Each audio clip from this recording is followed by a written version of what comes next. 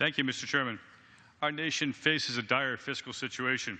We have now reached our debt ceiling and are determining how to control spending while funding necessary programs. The path we're on is not sustainable. It jeopardizes our future, our children's future, and national security.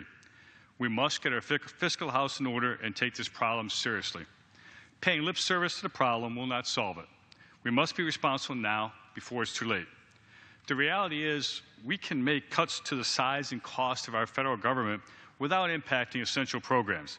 In fact, the right cuts will allow our economy to grow by stopping overeager bureaucrats who seem to believe everything should be regulated until it no longer functions. We in Congress need to be focused on growing and protecting Main Street, not protecting an already bloated federal government and bureaucracy. The amendment I propose today is simple. It makes a cut to the bureaucracy of several offices of Division F relating to labor and health and human services.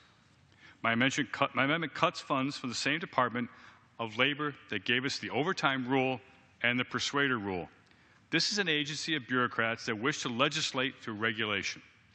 My amendment puts forth a modest 10% reduction of administrative expenses, which would save taxpayers $351 million annually on labor and HHS alone. Let me restate that. We can actually save $351 million annually by just cutting administrative costs. We, in fact, may well find the money to put the additional $10 million into youth employment services if we cut our bureaucracy. I come from the world of private business, so I understand that fiscal responsibility starts on a small scale and requires commitment to changing the trend.